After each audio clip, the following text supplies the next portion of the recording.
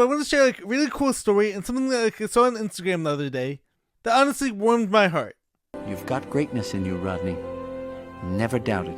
So a few days ago, someone like who I used to go to camp with years ago, and someone like who I also ran into at my gym a few years ago, and at the time both of us followed each other on social media, and so if I'm not mistaken, up to this point, he never posted any talking videos onto his page.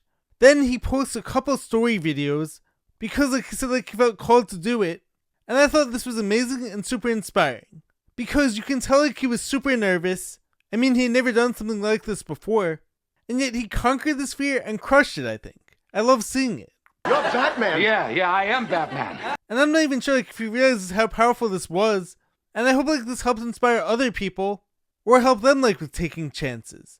Now also what I loved about this is that it wasn't perfect, and like it wasn't flawless, but so often what's better than perfect is authentic.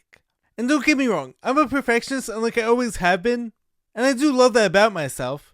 However, of course, sometimes I'm too hard on myself. What can I do anything right? So it's like I've been dealing with these massive health challenges, like massive speech challenges, as a result like going through a whole life-threatening illness, and like subsequent healing journey which I'm still on.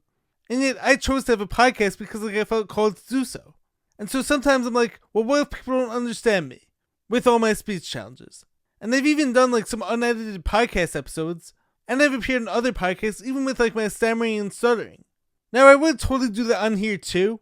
However, the reason that like I don't do that is because like I want the focus to be on my message, and like I want my message to come across as clear as I can, and I want the focus to be on that, like as opposed to highlighting like just like my speech challenges and like all that like I'm overcoming, I guess. But of course I am always talking about it.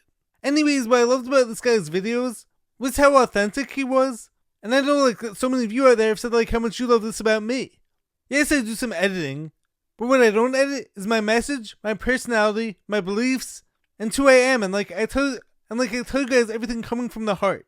I'm extremely open with all of you on my social media. There's people out there who I can't stand listening to because everything like they post feels like an act or a performance. I got a lot of problems with you people.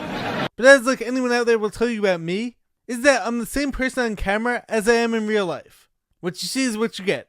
I'm not just acting or faking who I am for views, because I value what's real, and I'm not about like the whole performative or over dramatic, just for views. I'm not changing. I like me. So anyways, I thought this was really cool, and if you're watching, keep it up, please, because I took notice of your courage, and I'm sure others did as well.